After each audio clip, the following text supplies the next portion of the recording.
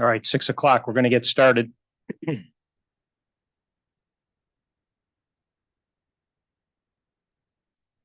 Good. Good evening. Today is Wednesday, January 17th, 2024 at 6 p.m. We are in the Brecksville Broadview Heights Education Center, 6638 Mill Road, Brecksville, Ohio. This is a meeting of the Board of Education in public for the purpose of conducting the school district's business and is not to be considered a public community meeting.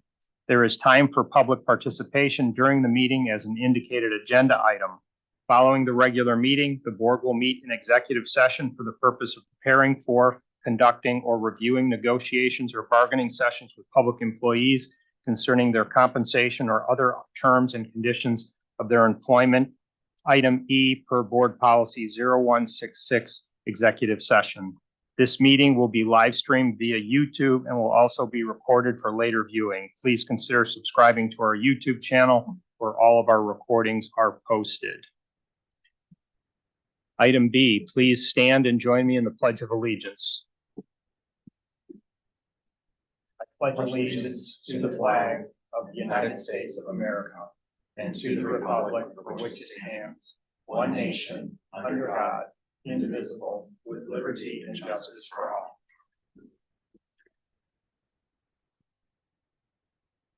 Item 1C, roll call. Everyone would turn their mics on. Mrs. Gaelick? Yes. Mrs. Kramer? Yes. Ms. Kwiatkowski? Yes. Ms. O'Mara? Yes. Mr. Dosen? Yes. Item 2A, President's announcements. I have none other than I hope everyone stayed warm today. Moving on to item 3, board appointed reports. Cuyahoga Valley Career Center report from Rachel. I did correspond with Rachel. She was not going to be joining us today, but she will be joining us next month. And then OSBA legislative liaison. Ellen, did you have anything? I have nothing this evening. Okay, we'll move on to item 4, superintendent committee reports. Financial liaison audit committee is Mark and myself. We have nothing new to report. We will be having our post audit next week. Okay, post audit next week. Permanent improvement committee, Ava and myself. And do we have our next meeting for PI? Should be in March. Probably in March. Okay, so more to come. Board policy committee, Ellen and Lisa. We should be getting our update packet from Neola here soon, sometime, any moment here in the month of January. So we'll be expect to see that in February. Very good. Transportation appeals committee, myself. There are no appeals as of now. Hopefully it remains quiet. Safety and security meeting report, Ava and Ellen. No updates. Okay, schools foundation report, Tish. Yes, I got to attend my first Schools Foundation meeting last night. It was excellent. I'm excited to be the representative to that group. There's a lot of information, and I know that Mr. Harrison is sharing some of it, I believe, so you'll get a double dose of the information. But the one thing I wanted to start out with, because I think a lot of people sometimes confuse or don't really understand what the Schools Foundation is. So I just want to take 1 second to kind of explain the Schools Foundation. It has been in existence since 1992. It's a fantastic group that is fundraising monies for grants and scholarships for use in our classrooms with our students. Our students are directly benefiting from what this group does. I can guarantee you, anyone that's listening, if you've had a student come home and say, I got to do this really cool thing today. I played with Vex Robot, or I did some really outstanding project in the class, guaranteed the scholarship, the Schools Foundation has probably had their hands in providing some of those activities to our students. So it's a really worthwhile organization. And that leads me into, they are having their major fundraiser for the year, February 22nd at Carpe Racy, downtown Brecksville. It is Buzz Around the World with the Schools Foundation. It's a night of wine and small apps. I would suggest anyone go to the website and get yourself tickets and enjoy a good evening celebrating a great organization that does great things for our kids. So, and I know that Mr. Harrison's probably gonna. Just checked it off my list. We covered it. So you go to their website and click on their on the event, and there's the button there to get your tickets. So it starts at 7 o'clock, February 22nd. I already bought my ticket. I'm really excited. Yeah. Great. PSO report, Lisa.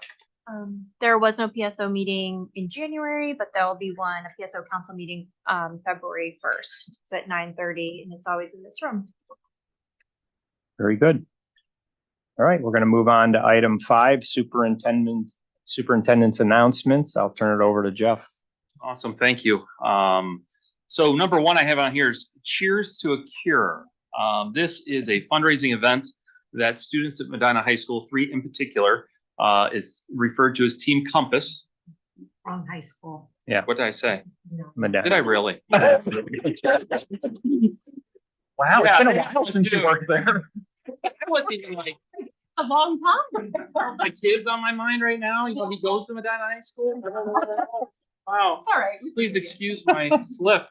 So students at BBH, who each year, Mr. Jacob takes this very seriously, and it's, they raise funds to support Lymphoma Society, and 3 juniors currently at the high school are organizing multiple fundraising events. And the next one that's coming up is Cheers to a Cure, that is happening on January 25th from 6 to 10 at Broadview Brewing Company. And they'll have some live entertainment, some food, some auction items, and things of that nature. So if you have an opening on your schedule, the young ladies would appreciate the support. They'll have a couple other activities, and they will be joining us in February to explain their fundraising efforts and how being a student visionary works. And they've had a team each year over the past couple of years under Mr. Jacobs' leadership. So they'll be joining us next month to share a little bit deeper as to the rest of the year and their plans.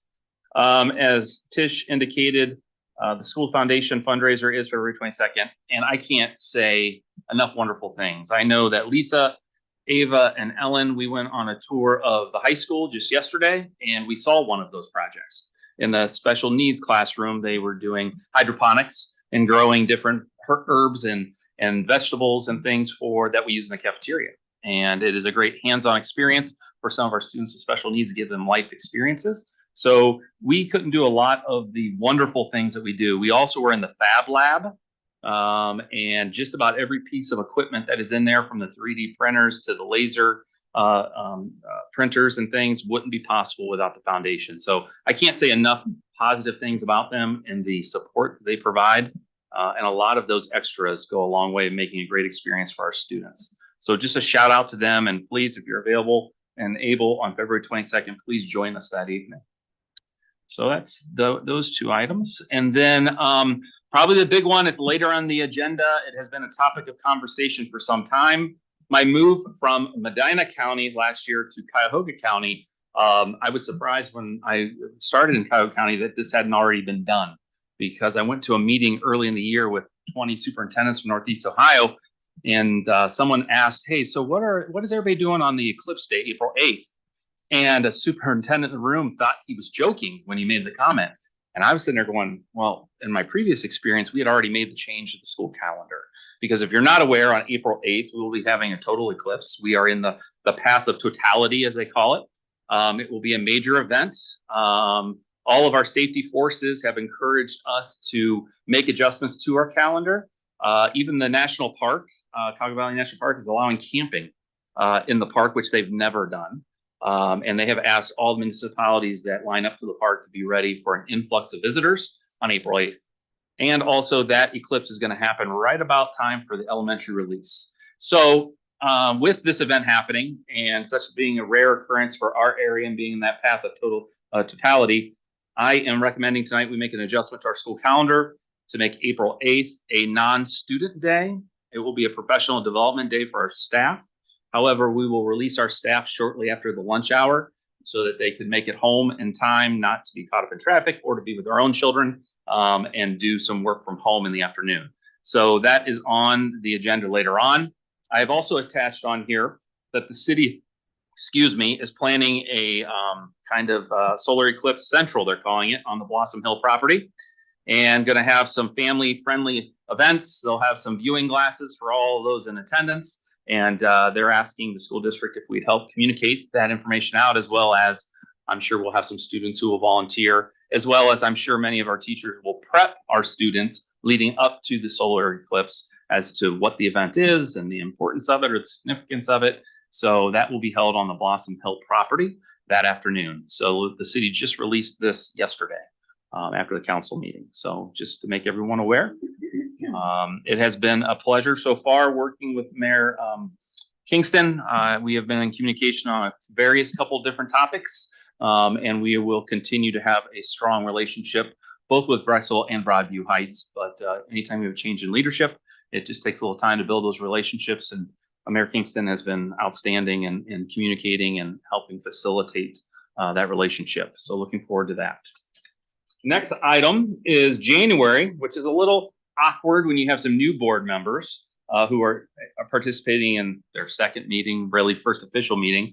But OSBA, this is School Board Recognition Month. So I have here, I have certificates to present to Mark, Ellen, and Tish for the service over the past year to our school district. Being a school board member, many more people today understand what the job is because of COVID and all the wonderful experiences all of us have had over the past few years. But I can say from a superintendent's seat that the Board of Education is a vital entity to our school district. You provide the direction, you provide the leadership to allow us to do the work that we do each and every day with our students. And your support is greatly appreciated. I know many of you have been touring the buildings with me over the past month or so, and I can tell you the positive comments and things that the support that the staff feels when we make that presence in the building, and they know that you're supported. And they're also looking forward to, the district moving forward in a very positive fashion. So thank you for the service, the time, for the small pittance that you're paid to do this job, which is almost more of a donation than anything else. Thank you. And thank you for the opportunity to serve this community as well. So thank you very much. That's all I have for announcements, but my next item is something that you've been listening to me talk about since the day that you interviewed me last spring, and that's strategic planning. So attached to today's agenda is kind of the outline for the strategic planning process that we are about to kick off. Really, tonight is the kickoff. As I told you when I interviewed for the job, one of the things I did in research I did was I asked the district for a copy of the current strategic plan. And it is quite an impressive document, page after page, chapter after chapter of wonderful graphs and great work. But as I was interviewing and reading this and studying, I started to sweat because I'm like, who is doing like all this work? It was great work. However, we had this little thing called COVID that kind of got thrown right into the middle of it. So no fault to anyone. That strategic plan followed the plan or path of many strategic plans in public school systems. That a ton of work is done, a lot of work, a lot of hard work. And then by the time you finish the plan, everybody's exhausted and it doesn't really come to fruition. It was a 5-year strategic plan. So what we're going to do is we're starting to kick off a 3-year strategic planning process that we hope to make an impact in our district. I could sit here and say I'm the superintendent of Brexel Broadview Heights City School District, but this is not my school district. This is our community school district. And I just get the privilege of helping direct and lead the district in the direction that our communities want our school district. And I have heard since day one of being here that there's a certain expectation that Brexel Broadview Heights should be offering our students, and their opinions go across the board. And when Craig and I and our administrative team have to make decisions on how to allocate precious resources, both financial resources and human capital, it is good to have the direction of our community and the wishes of our community to help direct that. It also makes our jobs a little bit easier in the budgeting process that when we are allocating that, it has to be tied to the strategic plan. We need to plan our work and then work our plan. However, when we talk about 5 years, we don't have that much time with our students. So our strategic plan that I'm proposing that we're going to move forward with is going to be a 3-year plan so that we can be very nimble. We can be reactive to our communities, and the society around us. So understand that this is going to be a plan that's going to take a lot of input from our community. And I can't stress enough that our community needs to, and I'm sure will, step up to the plate and provide that feedback that we're craving. And it's going to come from all portions of our community. Okay, it starts with our students, our staff, our residents. We really want to make a strong effort to reach those members of our community that don't have a connection to our school district, other than that they support us through the taxes that they pay. We want to hear from them as well as what they want from their school district. I believe I know what they want from their school district and the expectation that they have, but I need that, I hate to say proof, but I want to be validated in the direction that we're going. So that we can say and confidently say when we make decisions to lead our district that we're doing it in the best interest of our community as a whole. Now, we also understand that there will be segments of our community that will not agree with one another, and that's where our job as educators and leaders is to make the decisions that are in the best interest of our students ultimately, and prepare them for jobs that aren't even created yet. I mean, at the pace that society is moving, we need to prepare our students to be resilient. We need them to be collaborative. We need them to think critically. We need them to be able to persevere.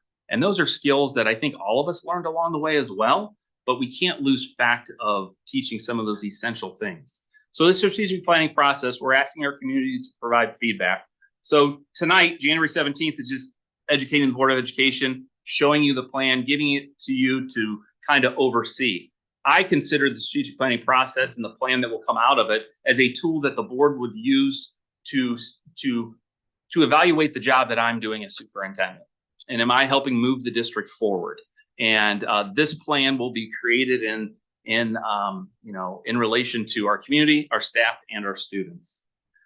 We sent out an email last evening after school was canceled, announcing that school was canceled, but also sending a notice to our community, at least our parents, that this process was starting, and announced the meeting that is going to be happening in February 13th. And it asked to RSVP, and some people are asking, why did you ask for an RSVP? We need to know what to plan for and a number of people, because depending on the number of people who show up, the activities and the mechanisms at which we will collect data from them may change and be tailored to the size of the group. So right now we have February 13th on the calendar. We have a second date of February 27th that we will also use for a community meeting, depending on how the first one goes. You know, if I get a lot of feedback that that date isn't good and a lot of people are missing it, then maybe we may host another in-person one. On January 23rd and 30th, if you can scroll one page for me. On January 23rd and 30th, I'll be meeting with the staff. So on the 23rd, it'll be the high school, middle school staff that we will meet with, because they're the ones doing the work. They're the ones where the rubber meets the road. They're in the classroom, they're in the trenches, however you want to describe it, with our students, who will best know what the needs of our students as well as our school buildings is. So we will meet with them to gather information. When I talk about I will help lead this process. But as you saw a few months ago, we contracted with a company that specializes in data collection and polling, and they will help facilitate these meetings, because it's always easier for a staff member or even a community member or a parent to be able to maybe say something that is critical. It'd be a lot easier for them to say it to them than maybe to myself. And we want to make sure that we're giving an opportunity for people to give feedback, constructive criticism, even compliments at times too. I want to get all that information, because all that information is going to feed our plan. So from the staff meeting on the 23rd and on the 30th, the community meeting on the 13th, Seymour, which is the group that will be creating the survey that will go out and be deployed throughout our community. We need a minimum of 400 surveys to statistically have a valid survey tool that will be plus or minus 5%. So they will randomly select community members, 400 of them, to provide feedback on a survey that will be fed from those community sessions. So during those community sessions and staff sessions, we'll be talking about topics. We'll be talking about strengths and weaknesses of the district. We'll be talking about all of those things that we think and we believe our school district does well or needs to improve upon. That survey will then go out to the community, those 400.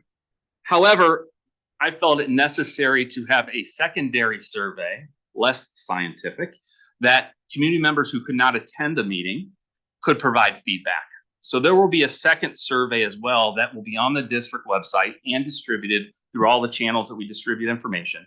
That is more of a general survey for community members to provide feedback. Again, we are not turning any feedback away. We're taking it all.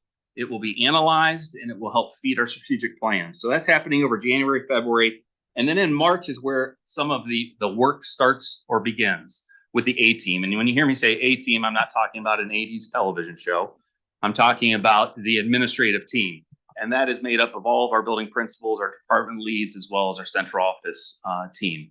And we will begin doing the work, okay? Our teachers have enough on their plate to do in the classroom, so I don't need to straddle them with one more thing with strategic planning. I need them to provide the information and the direction. We as an administrative team will carry out the work.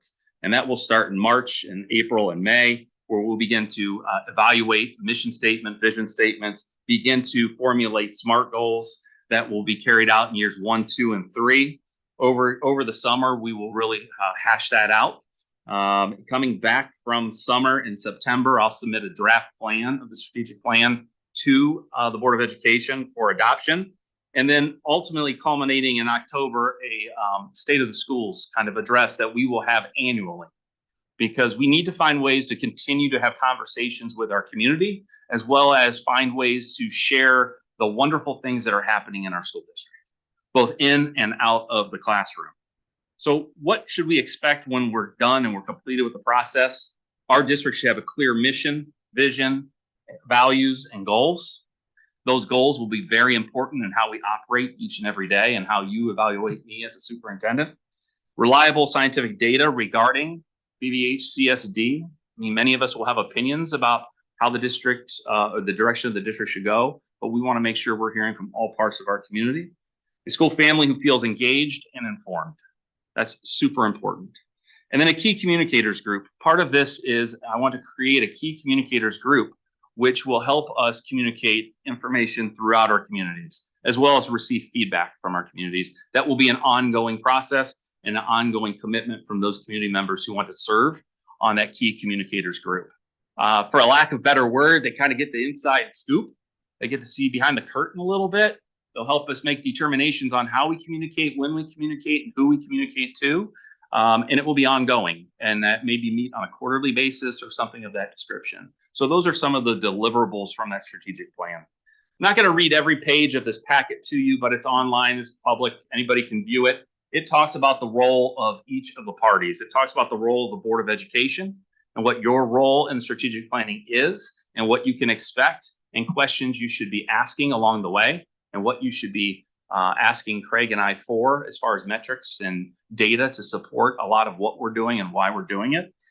It talks about the administrative team and the process that we'll go through from a SWOT analysis to the evaluation of the mission and vision of the district, as well as a SMART goal writing that will happen late spring, early summer. Talks about teachers and staff. Again, I want to make sure that I stress that we're not doing strategic planning to put more on our teachers' plates. In today's world and in the public education setting that we're in, our teachers are asked to do a lot. And so what we want from them, though, is we want honest and open feedback. And if you've seen the sign that's hanging out here or in any of your buildings, we talk about protecting the banner. We've talked about creating psychologically safe spaces to where staff can feel as though they can provide feedback and not have retaliation or negative consequences for speaking their mind. We want to share in vulnerability, and we want to have a shared vision, and that's what we want to continue to do. I think the staff is well aware that I've already used a few instruments in my time with them to gather information. When I was hired in the spring, I met with each building staff and I asked them a simple question that they responded on an index card saying, "Even better if," and they had to complete that for me. Even better if. When we think about Brexville, Broadview Heights, even better if. And some of the responses that came from our staff was just was eye-opening. It was touching. It was motivating. I have those cards. They sit on my desk often, and I go through them to remind me of some of those things. Also, I've done some leadership activities with the high school staff of recent, a visual explorer activity, where we talked about what will help us become an elite district. and what are we missing? What do we need to do? What do we need to change? And again, I allowed them to submit those responses to me anonymously. I said they could put their name on it. I said, we're going to get to a point someday where you will put your name on it because you'll want to have ongoing dialogue about that. But only being 6 months in the job, I understand hesitation. I want information rather than worrying about who said it. Some turned it in anonymously and were very insightful. Because again, they're the ones in the trenches doing the work day in and day out. So they'll help us in this. After that is the community at large. We're gonna engage them in the forums that we hope to have, at least one, if not two. We'll have a scientific community engagement survey that will go out late March, April. We'll create that key communicators group as an outcome of this. And then the state of the schools presentation that we will do in October of 24, and then going forward each October. That timing works out with the release of our data from Ohio Department of Education and other things going on in our world. So we want to be able to highlight those wonderful things that are happening. And then we're not going to forget about our students because just like last night, our students have no problem communicating with me about snow days and cold days and providing feedback as to when we should have them and all of that. But we are going to make a strategic effort to survey our recent grads. Mr. Jacob has done a good job of this past year, right before winter break. He invited former recent graduates back to the high school during the day to be able to interact with some of the staff. And he was doing that so he could also survey them as to their experience, post-secondary, job, wherever they may be at the moment. Because that's probably one of our best sources of information as to if we're preparing our students for what I'll say is the real world outside of Brecksville, Broadview Heights at times, and their feedback about how well certain courses prepared them or things that we do on a daily basis prepare them for the next stage of life. I already kind of inherited a kind of student advisory group. Currently, it's a grades 5 through 12. We'll probably kind of transition that a little bit into a 6 through 12 group. And again, they provide feedback to me on a multitude of topics. I serve them lunch, so they're always excited. We send the school bus over to the buildings to pick them up and bring them here. So it's kind of a big day for them. We try to get together quarterly. So we will continue doing that because it's always good to hear from our students that are in it every day. So that's kind of the quick nitty-gritty overview. That document is public. It's on the attached to the agenda. I invite any community member to take a read, take a look at it. There'll be some social media blasts here shortly about the meeting in February with a chance to RSVP. We asked people to do that. I think the email went out. I think we had just short of 20 responses, within a couple of hours. And we're hoping for a large group. We're having it in our middle school auditorium so everybody can see the new wonderful renovations that PSO provided and the brand new curtain and seats and the whole deal. So we're hoping to be there. The larger the group might not be able to do some of the planned activities. Dr. Martin and his tech staff are going to come up with some tools to be able to gather some real-time data in the moment that will be shared with everybody, so everybody will see kind of the thoughts and things that are being shared by members of our community. So again, I want people to take away from this process that we want to engage with our community. And that feedback we receive from the community will only help better inform us on how our district will lead into the future. And it will lead to some tough conversations. I'm sure things like pay to participate will come up. I'm sure things like facilities will come up, or class size, or special interests like gifted education. Things of that nature and special interests, both small and large, will come at us, and requests will come out of it. But we will have to kind of filter through. The data will be real and raw and shared, but we will have to refine it, run it through some filters, and find out what we can do in the moment over the 3 years to make the biggest impact for our students. Because again, we don't have that much time with them, so we need to make moves and do well. So I've talked long enough. I'll take any questions from the board as to the process or why we're doing it or whatever you'd like me to expand upon. So we've been talking about it for a while, so I'm not surprised if you don't have any questions. I just have one quick question. Just for the community, you have experience with the organization that is doing, Collecting our data. facilitating all this, and you've had a good experience with Yes, them in and the past. I just I, wanted you to and- speak about that. a Yeah, I little bit. will. Our former strategic plan and other districts who do some strategic planning with some organizations could run upwards of $50,000 or $60,000 strategic plan. This isn't rocket science. We don't need to spend resources of that amount to talk to our community and to get feedback from our community. So our contract with Seymour was less than $20,000 for the scientific survey, the data analysis, the collection, the meeting facilitations. Jim Crooks, who is part of our staff, a contracted service for communications, will also help lead this and help communicate it out. So we're doing a lot of the work in-house, but it was very important to bring in a third party to allow for open and honest dialogue to happen. And also to do it in a scientific way where we're just not doing a Google survey. Now, there is a Google survey to it because we don't want to restrict anybody from giving us feedback. We want to, that's there. But the survey that Seymour is going to do, the Center of Opinion and Marketing Research, who have worked with large organizations from Akron Children's Hospital to municipalities to many other school districts, they're going to make sure that the data that we base our decisions off of are scientifically collected and are valid based on our census data from our two cities to make sure we're getting a wide range of opinions and information. So I look forward to working with them. They've been very successful with the other organizations, in my research of them. Jim Crooks has had extensive research with them in other municipalities and other school districts. This is the first time that they've worked with our school district. I just want to comment with somebody that works under a strategic plan every day, and it is a compass for the district. And I look forward to what you're going to do as you set the compass for the district and taking the position as superintendent with us. Just for further clarification, because there's a lot of information in that, and I have looked at it. We are setting a new or refining a new vision and mission for the district with this plan. Possibly. I'll say Okay. possibly. They'll be evaluated, and depending on the feedback. A couple of things. The portrait of a graduate and the culture playbook that we've done over the past year, those aren't going anywhere. If anything, they're going to be re-energized and maybe better aligned to what we do. But for example, we're preparing our students for their future, and it's a window that we no longer own. That window is from Central School. So it's and if I asked employees, what is our mission or what is our vision, it's not always coming right off the tip of the tongue, which it should, because it directs every single thing we do in the school district.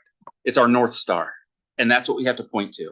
I learned a hard, fast lesson when I was a high school principal. I was going into the strategic planning process with the superintendent and the community, and I thought, here we go again. We're going to strategic plan. We're going to have this beautiful binder. It's going to go on the shelf. Nothing's going to happen. And I didn't fully engage in the process. And then as the high school principal, we had a need for additional ASL teacher because of the demand.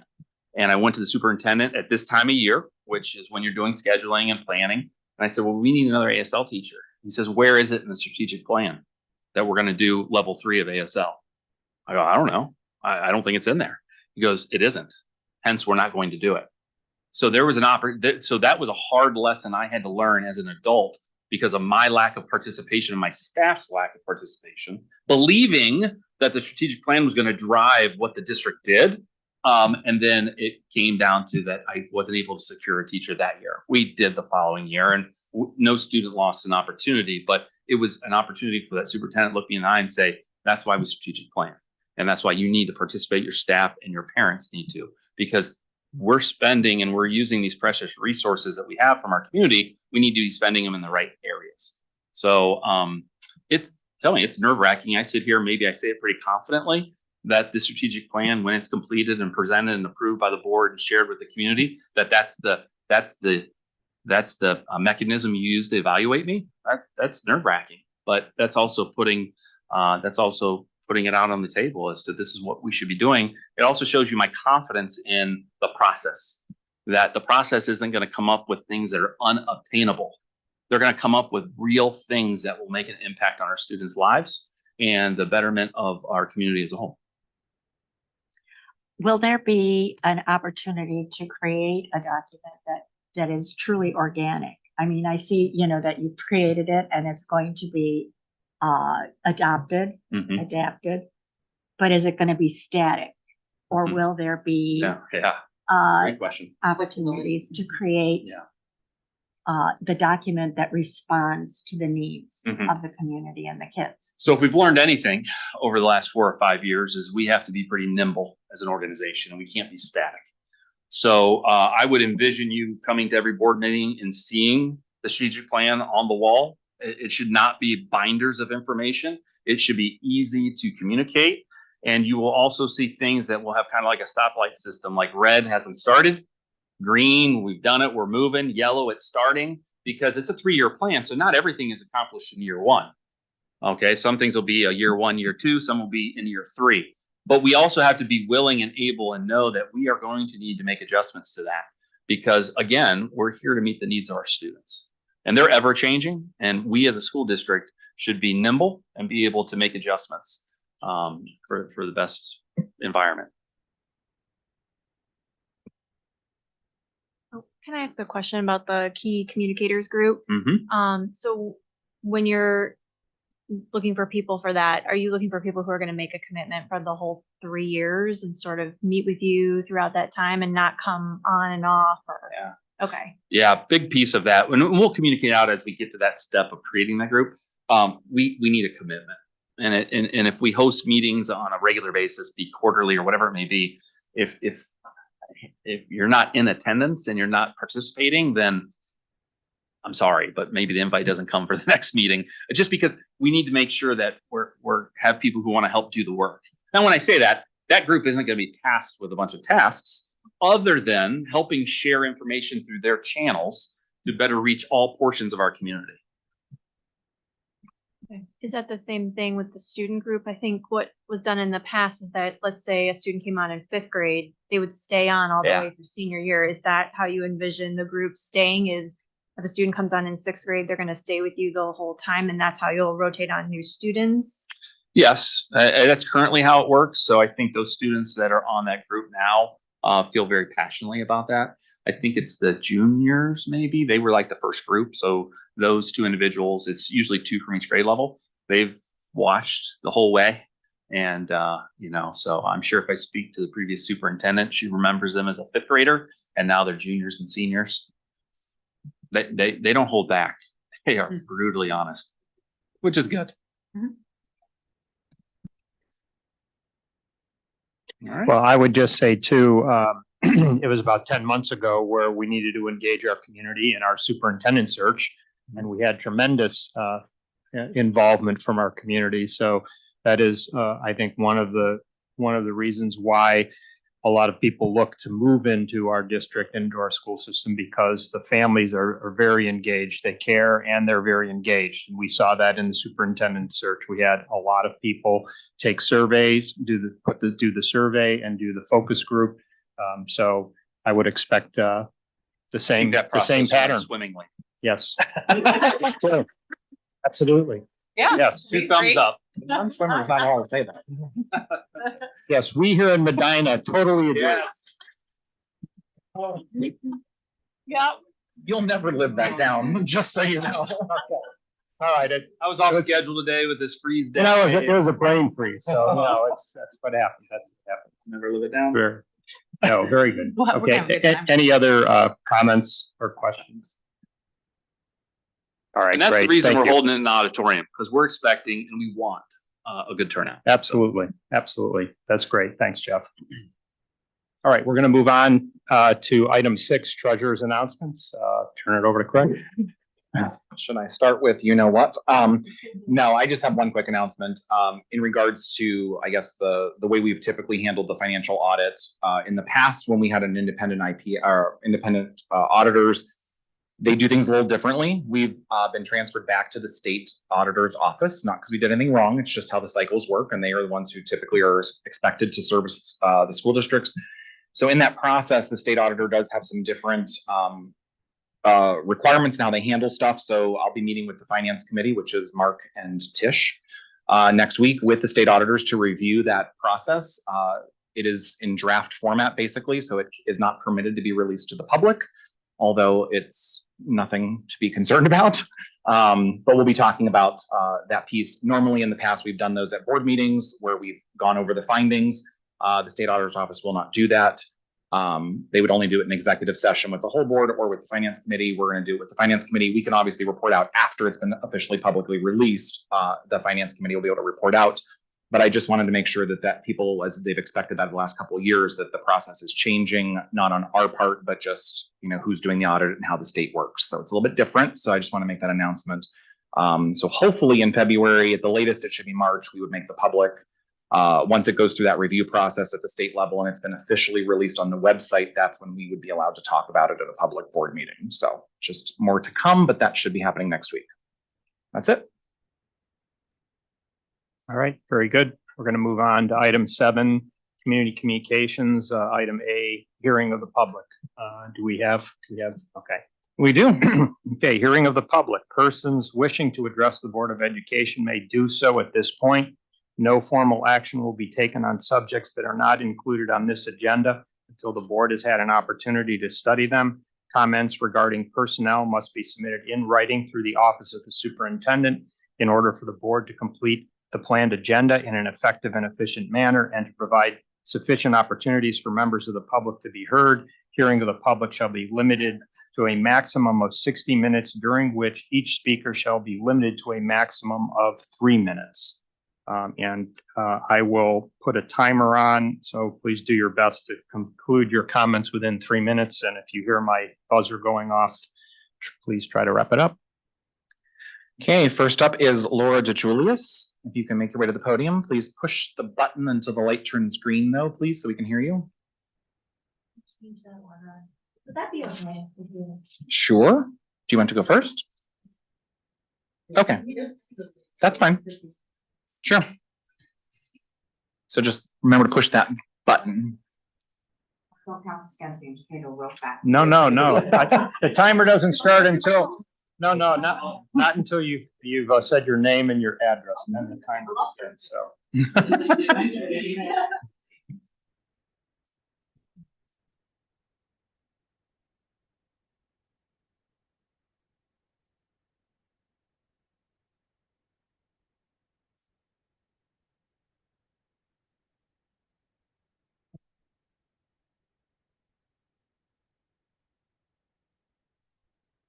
Okay, there we go. It's green. Okay. My name is Jennifer Spear. I live at 6545 Glencoe Drive, Brecksville. Good evening and welcome to our newest board members, Ms. O'Mara and Ms. Galick. We are very pleased to have you now at the helm. I'm the director of BBH Pride, and many of our members join me tonight. Very excited about that. We are here to request that our school district continue its commitment to excellence by making critical changes within the areas of inclusivity, awareness, compassion, and understanding of our LGBTQ+ student population.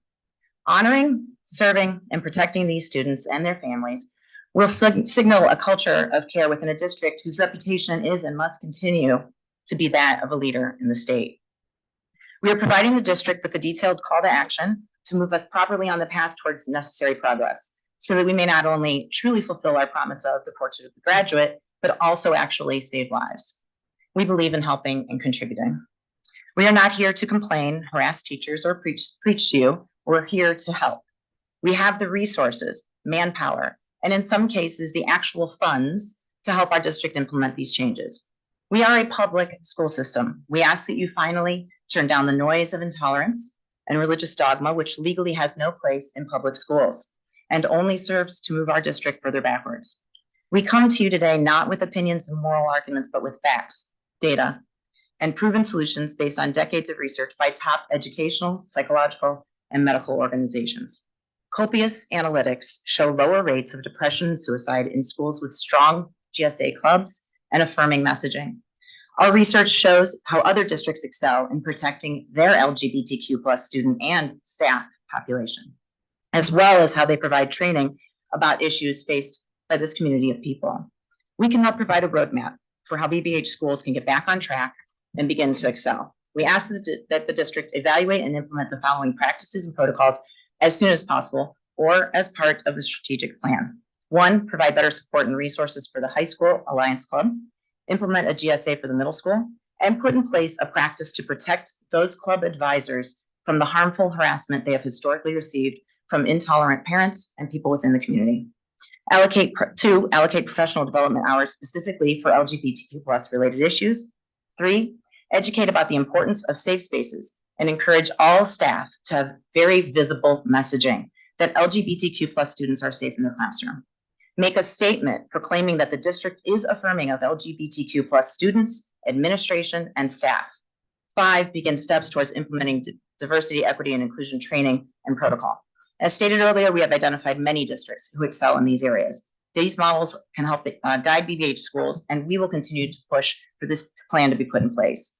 We know that these measures not only expand minds and create global citizenship, but also save lives. It's 2024, and it's well past time.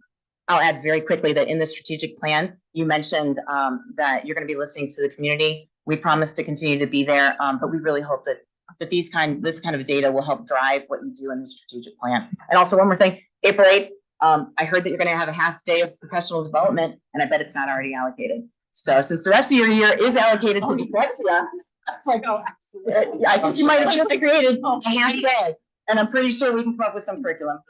Thank you. Yeah. Thank you for your comments. Laura DeJulius. Please state your name and your address, please.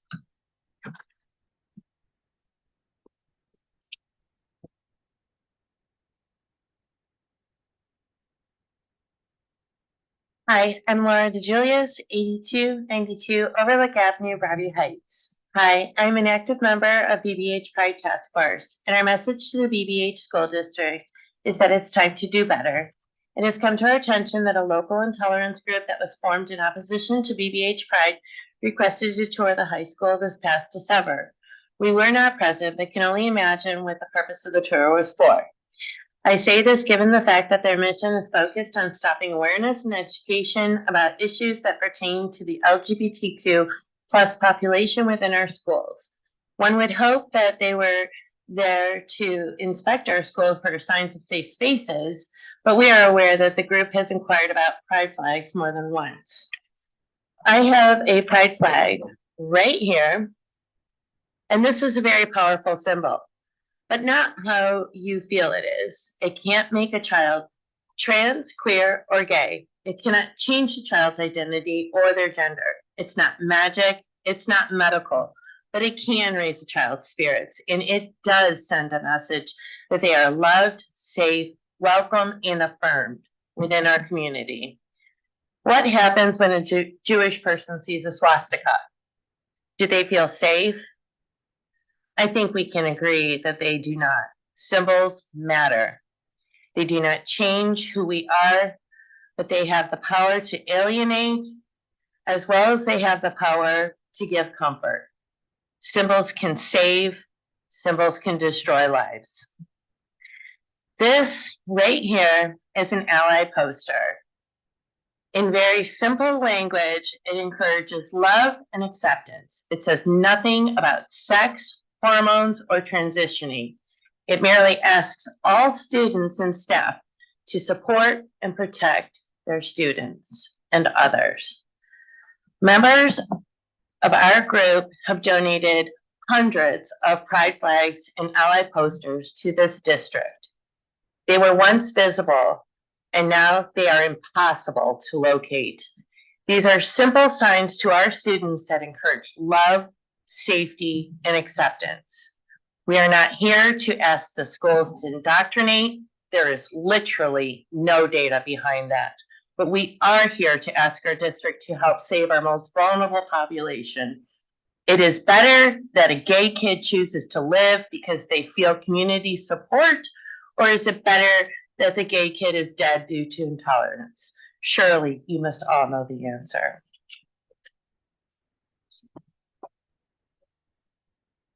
Thank you for your comments.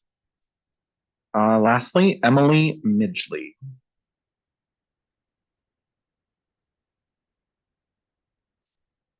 And it's green already, so I'm good. All right, cool. Hi, I'm Emily Midgley. I live at 10155 Deer Run in Brecksville.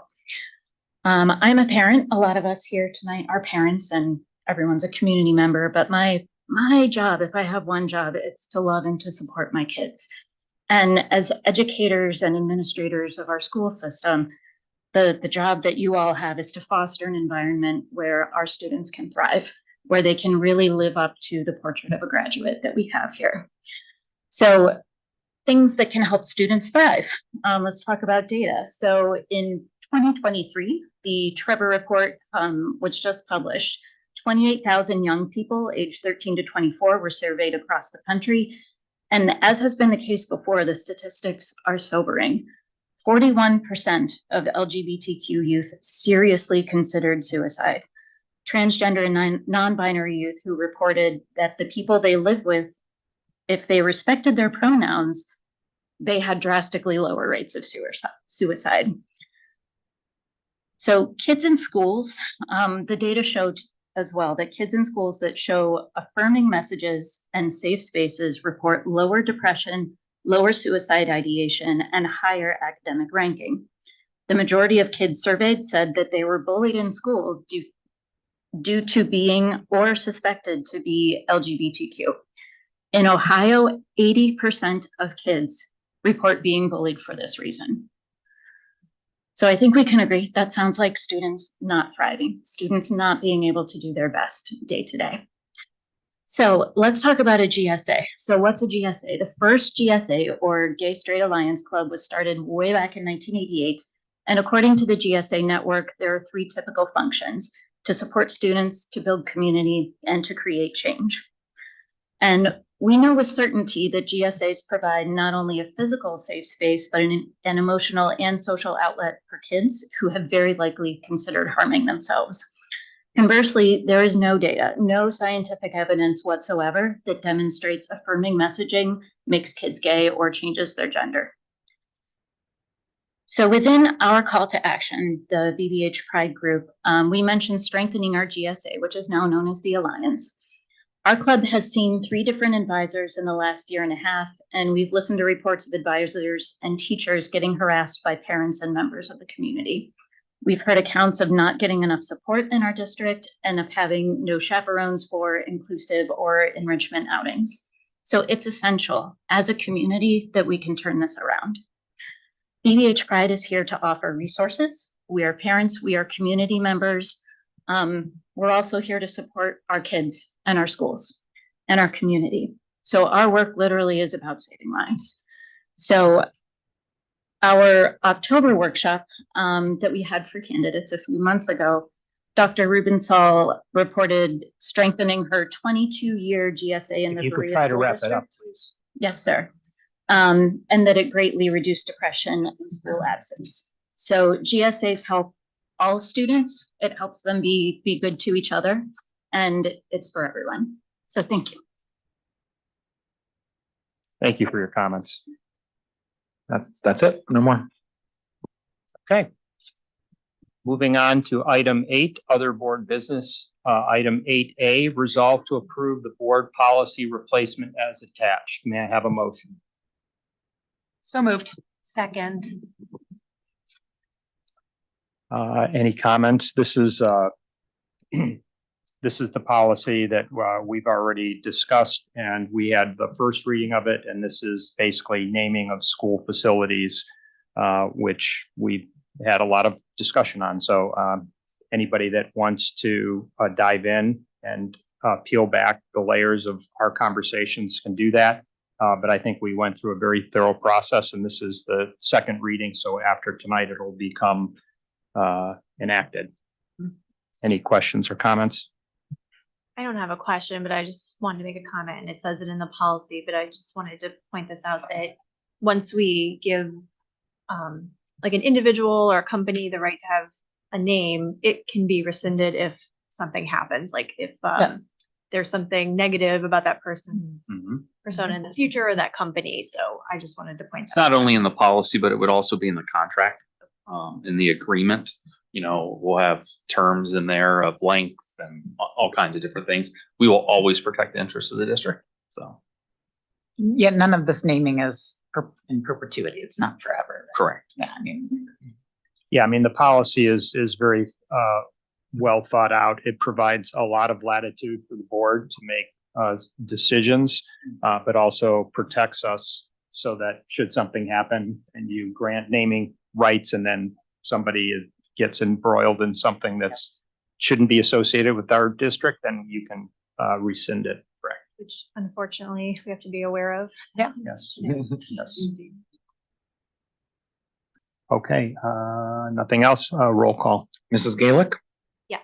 Mrs. Kramer, Yes. Mrs. Kwiatkowski, yes. Ms. O'Meara, Yes. Mr. Dosen. Yes, motion carries 5-0. Moving on to item 8C, resolve to approve administrative guideline 5330.202 as attached. May I have a motion? So moved. Second. So Jeff? this is administrative guideline. So unlike policy, there's not the need for 2 readings and then approval. This is just a simple correction of an oversight on my part. This has to do with EpiPens. And we're partnering with the Rose Foundation to provide EpiPens in our buildings. So at the beginning of next school year, there'll be 2 EpiPens located in usually around about the area where the AEDs are. So if and when a visitor and or student is having an episode, we could administer that as needed. Staff has been trained in the past in the building. We already have staff who are trained in our buildings, but we will have a refresher probably at our opening of next school year and staff meetings, because the training to administer an EpiPen is not super difficult.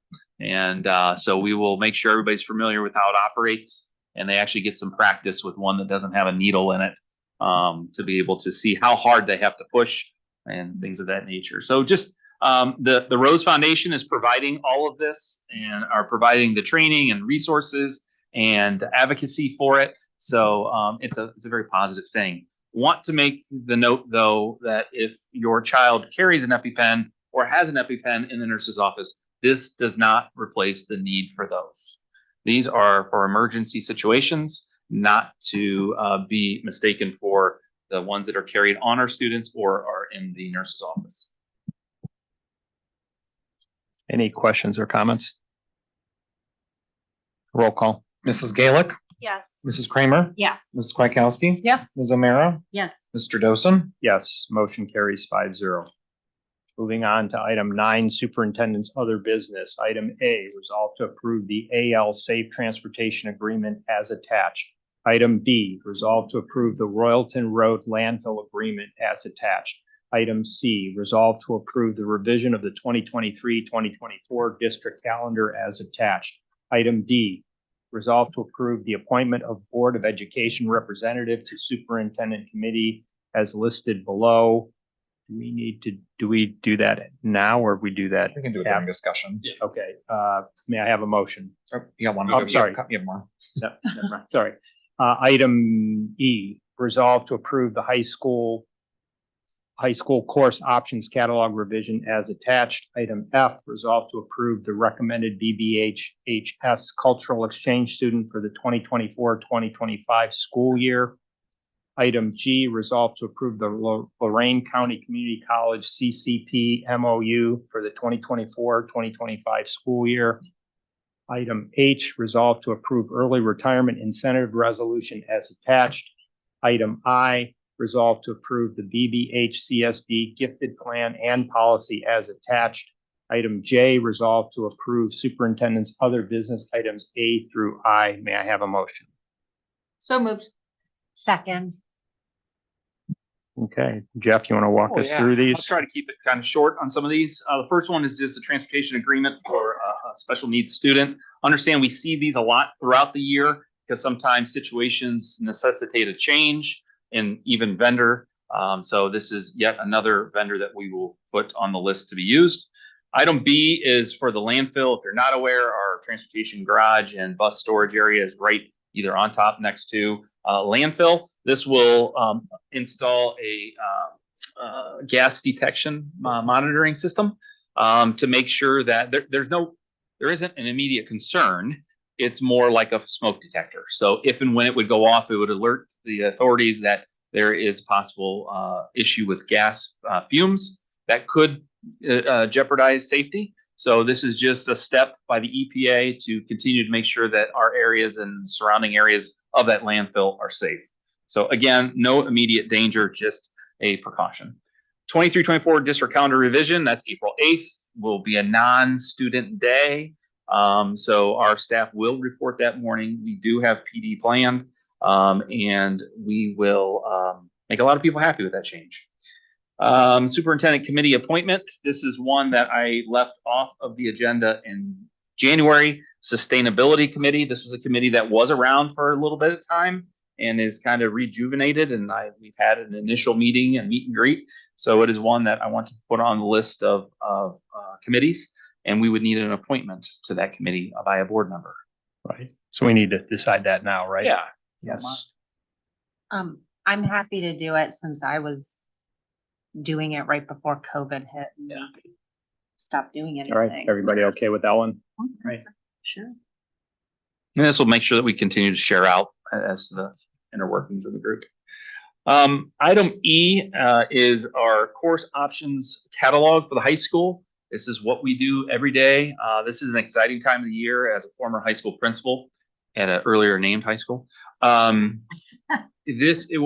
High school and secondary, we're already thinking about the 24-25 school year. Once we flip the calendar year, we begin this process. It's a lengthy process to schedule all the students at the high school and the incoming freshmen. So this course catalog has all the courses that we offer. And in here, you will have a cheat sheet that tells you the changes that were made in that catalog. Please know that just because a course is in the catalog does not mean it will be run. This is, though there are difficult decisions that are made based on student demand as to how many sections of a course, or even if it is offered. We do not want to run courses that have less than 12 kids in them. And what happens is you'll have 12 kids sign up for a course, but then when all the courses get dropped in the master schedule, you will have conflicts. So initially 12 kids want to take it, but after it gets placed in the schedule, now only 7 can fit it into their schedule. Even though there is student demand, 7 for a course, that is not fiscally responsible to run courses with 7 students in it, nor is it fair to other levels in our school district that have many more students. So please know that we look at that very closely. We analyze those numbers, and sometimes some courses will have to be run every other year.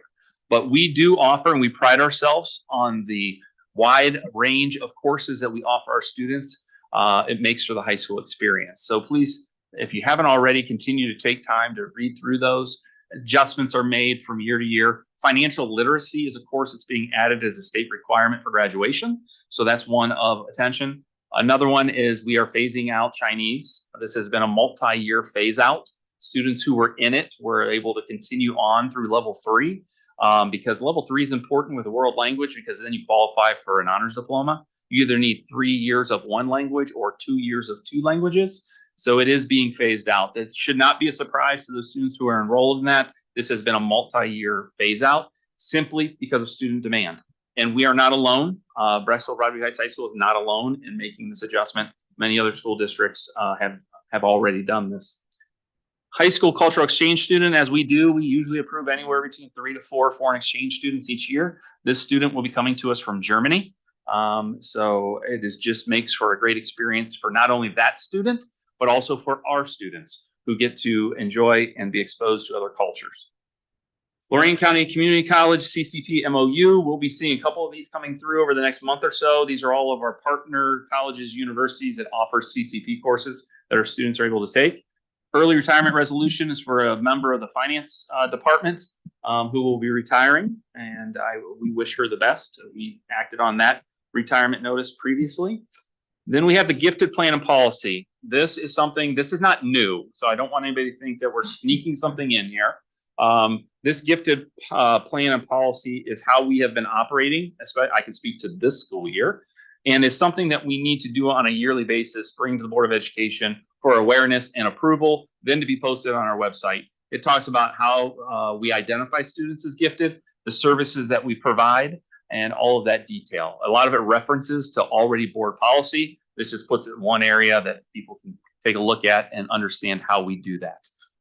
We do provide quite a bit of gifted services to our students. And that is it for my business. Just a note, for those who may not know, the Lorain County Community College CCP MOU. CCP is College Credit Plus and MOU is Memorandum of Understanding. Sometimes there's a lot of letters that get thrown around. Questions or comments?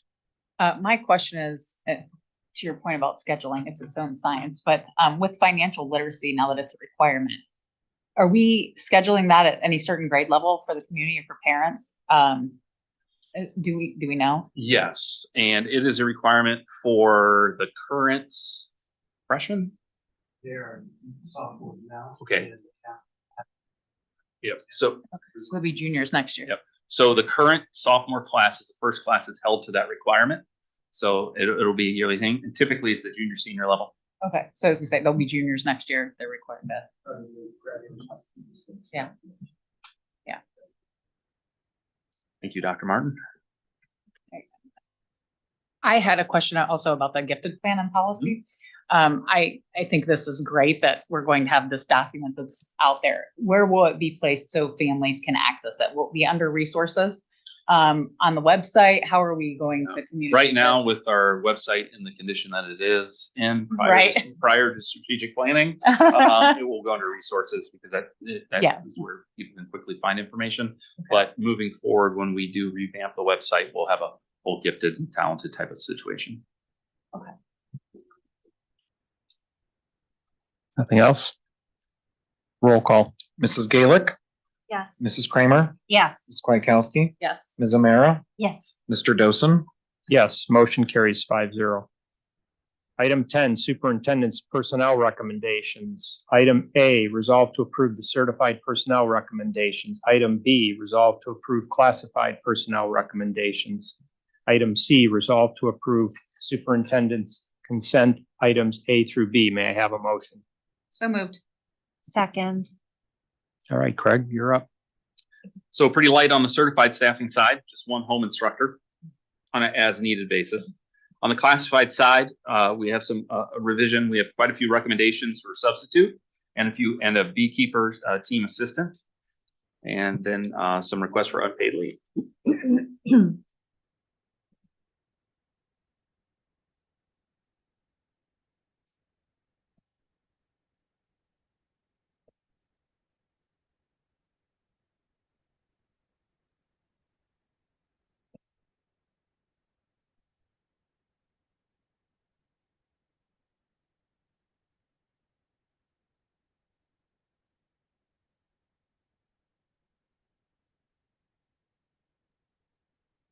All right, questions or comments? All right, roll call. Mrs. Gaelick, Yes. Mrs. Kramer, Yes. Ms. Kwiatkowski, Yes. Ms. O'Meara, Yes. Mr. Dosen. Yes, motion carries 5-0. Item 10E, resolve to approve supplemental personnel recommendations. May I have a motion? So moved. Second. Not many this time of year, so you have assistant choreography and wrestling JV coach.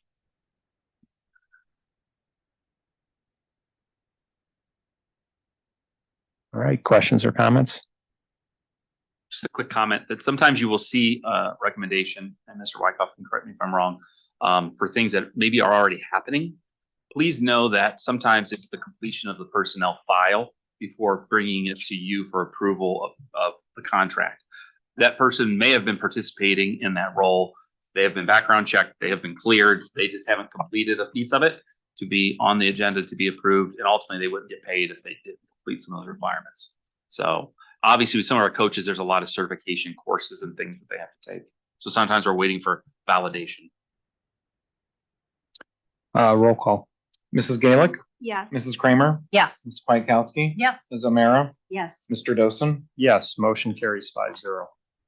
Item 11, Treasurer's Consent Agenda. Item A, resolve to approve the financial reports as attached. Item B, resolve to accept donations as presented. Item C, resolve to approve the attached minutes from the following Board of Education meetings: December 6th, regular board meeting, January 3rd, organizational meeting, January 3rd, special board meeting, January 8th, special board meeting. Item D, resolve to approve treasurer's consent items A through C. May I have a motion? So moved. Second. All right, Craig, you're up.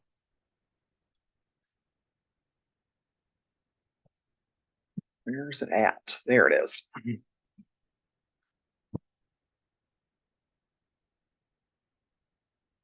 Okay, so here are our finances for the month of December. We have hit the critical 6 months into our fiscal year. So all of the purple numbers are in actuals. So our total revenue for the month was $551,000. Sorry. Most of that was our state aid funding that we get every single month. And then on the bottom part are our expenditures, which is $2.6 million for salaries, $1.1 million in benefits, $349,000 in purchase services, $84,000 in supplies, for a total expenditures of $4.1 million. So that is a deficit spend of the month for $3.6 million. Good news is in January, we will be getting some money that comes in for our real estates as those tax bills get paid. So that'll be coming in as we look to compare. Over on the far right, on the blue is our forecasted from November.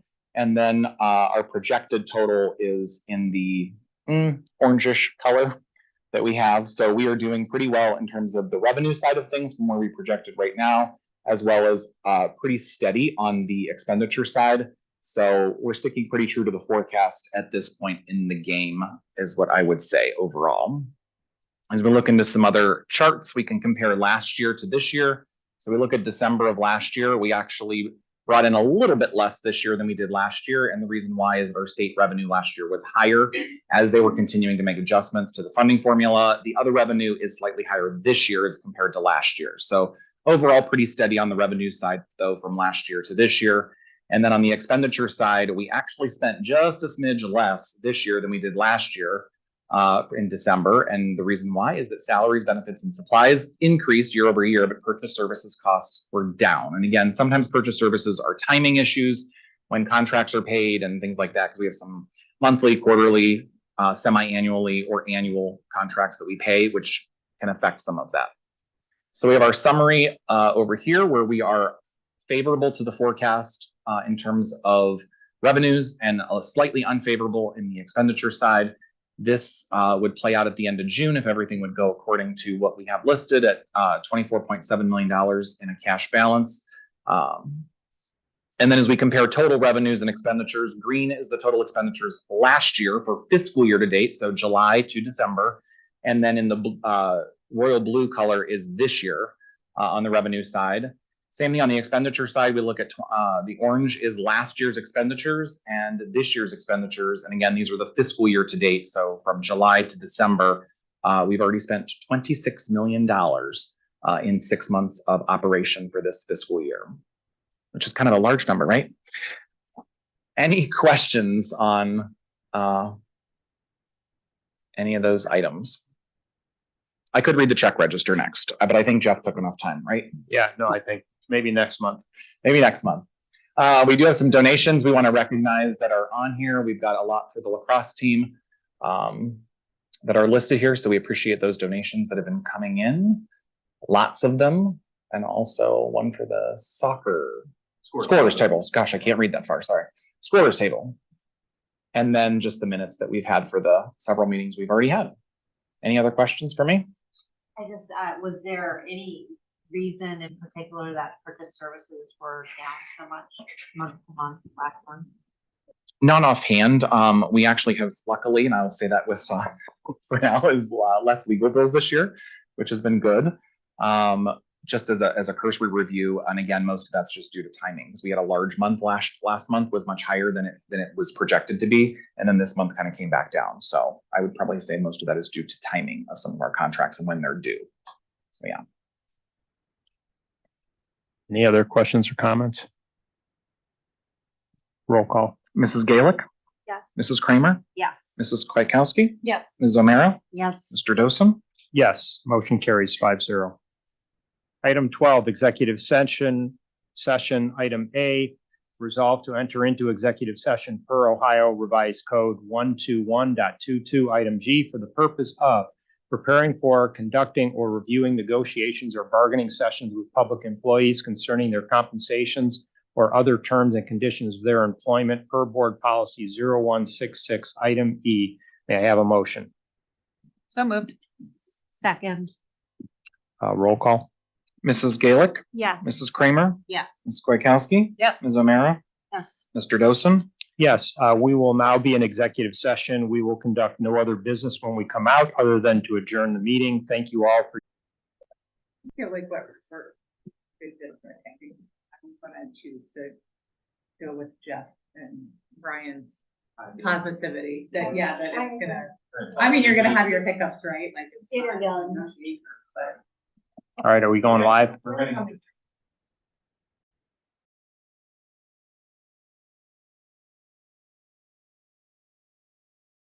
Good night.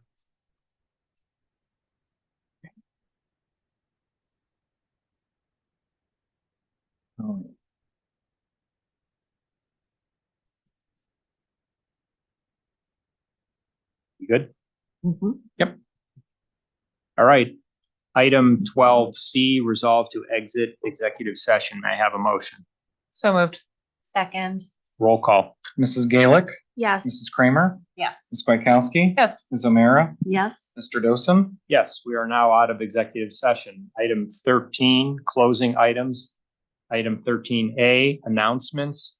The next regular meeting of the Board of Education is scheduled for February 21st, 2024 at 6 p.m. Item B, resolve to adjourn the meeting. May I have a motion? So moved. I second. Roll call. Mrs. Gaelick, Yes. Mrs. Kramer, Yes. Ms. Kwiatkowski, Yes. Ms. O'Meara, Yes. Mr. Dosen. Yes, that adjourns our meeting. Everyone have a great evening. Meeting, executive session, and we're done at 22.